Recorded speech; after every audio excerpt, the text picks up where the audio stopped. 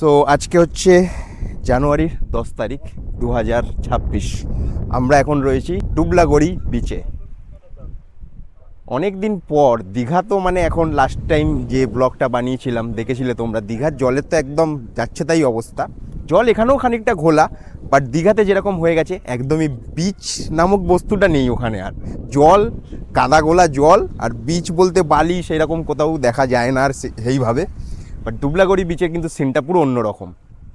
দেখতে পাচ্ছ মোটামুটি দাঁড়িয়ে রয়েছি, বেশ খানিকটা খোলামেলা জায়গা, ঝাউবন রয়েছে। আর সবচেয়ে বড় ব্যাপারটা হচ্ছে জায়গাটা খুব নিরিবিলি, খুব একটা বেশি ক্রাউড নেই। আশেপাশটা দেখতে পাচ্ছ, খুব একটা বেশি ক্রাউড নেই। আর আজকে ওয়েদারটাও খুব সুন্দর, আকাশটাও ব্যাকগ্রাউন্ডে দেখতে পাচ্ছ, একদম ফুল ব্লু স্কাই। দারুণ লাগছে জায়গাটা। অ্যাকচুয়ালি এই বছরের প্ল্যানিংটা সিমলিপালেরই ছিল। আমরা সিমলিপালে একটা নাইট স্টেও করে এসেছি, বাট ওখানে 2 নাইট স্টে করার কথা ছিল। বাট যেহেতু সিমলিপালটা আমাদের অলরেডি ঘোরা ছিল, তাই আজকে সকালবেলা মানে 10 তারিখ আজকে সকালবেলা উঠেই আর্লি মর্নিং আমরা ঠিক করলাম যে না, এই জায়গাটাতে আর একটা রাত্রি এক্সট্রা থেকে বেকার কোনো লাভ নেই। অলরেডি জায়গাটা এক্সপ্লোর করা হয়ে গেছে। আর ওখানকার তোমরা জানো, তোমাদেরকে জানিয়ে রাখি, ওখানকার ওই যে জঙ্গল সাফারির ব্যাপারটা ওগুলোকে এত কস্টলি করে দিয়েছে। আর ওটা নিয়ে এমন টাইপের একটা বিজনেস চলছে, জানি না, সবসময় বলবে গাড়ি অ্যাভেলেবেল নেই, আগে থেকে বুক করতে হবে, অনস্পট বুকিং কিছু নেই। আর অনস্পট বুকিং করতে গেলে সেটা করে দেবে, প্রথমে বলবেন নেই, তারপরে করে দেবে। কিন্তু 15,000 20,000 টাকা একটা গাড়ির জন্য আমার মনে হয়নি, আমাদের কারোরই মনে হয়নি সেটা খুব একটা নেসেসারি কোনো জিনিস ছিল। তো ওখানে যেহেতু জঙ্গল সাফারিও করা ছিল না, তো ওই জায়গাটা আজকে আমরা লিফট করে ওখান থেকে বেরিয়ে চলে এলে কাছাকাছি ডেস্টিনেশন ছিল হচ্ছে ডুবলাগড়ি বিচ, মোটামুটি 90 কিলোমিটার মতন সিমলিপাল থেকে। তো সেই মতন আমরা এখন ডুবলাগড়ি বিচে এসে উপস্থিত।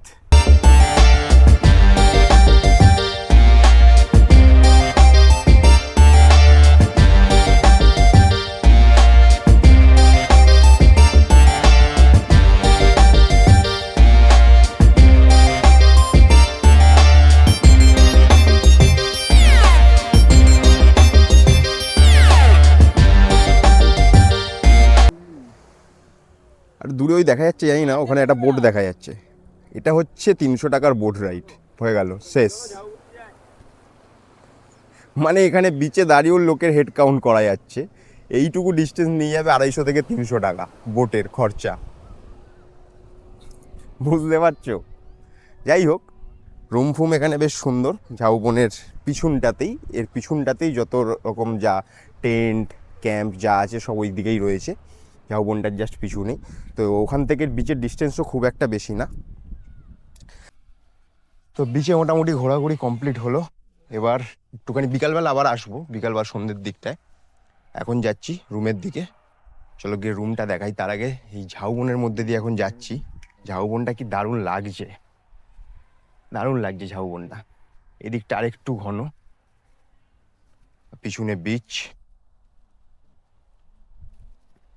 চলো যাই জঙ্গলে। মেন একটা ওখান থেকে রাস্তা রয়েছে, ওই দিক থেকে একটা রাস্তা রয়েছে যেটা স্ট্রেট বিচে ঢোকার রাস্তা আর কি, ওইটাই।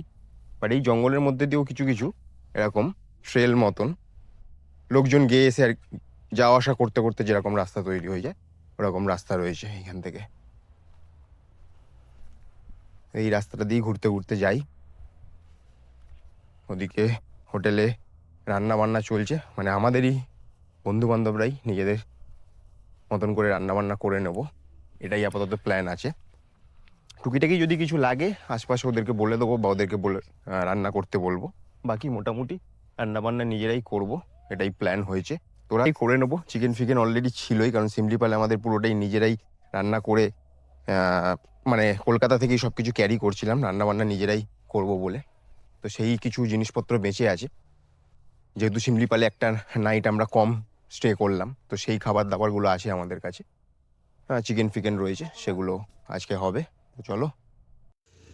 আমরা যে ক্যাম্পটাতে রয়েছি তার এখনও গেটের ওপরে নাম ফাম বসেনি, ডেকোরেশন আছে। এটা হচ্ছে সন্ধেবেলায় লাইট ফাইট লাগিয়ে দিয়েছে।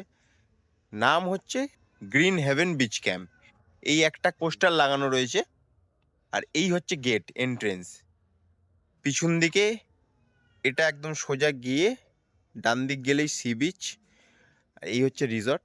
এটা মোটামুটি একদম লাস্টের দিকে বলবো না, বাট খানিকটা ঢুকে এসে এই জায়গাগুলোই বেশি প্রেফারেবল আমাদের কাছে অন্তত, একটু বেশ ফাঁকা নিরিবিলি। এই হচ্ছে সন্ধেবেলার গেটের সামনের ভিউটা। এবার ভেতরে গিয়ে ভেতরের ভিউটা দেখাই তোমাদেরকে।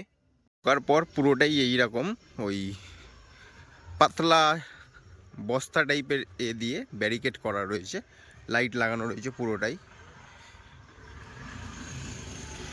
ঢুকছি,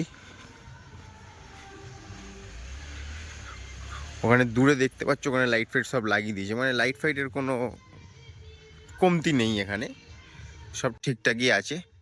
এইটা হচ্ছে ওনারের নিজের বাড়ি, আর বাকি প্রপার্টিটা এটাকে এইভাবে সাজিয়েছে ফর রেন্ট পারপাস। এইটা একটা পার্টি এরিয়া রয়েছে, যেটা সকালেও দেখিয়েছি। আর এখান থেকে রুমের অ্যারেঞ্জমেন্ট। মেন ব্যাপারটা হচ্ছে রাত্রিবেলা লাইটের ডেকোরেশনটা দারুণ লাগছে।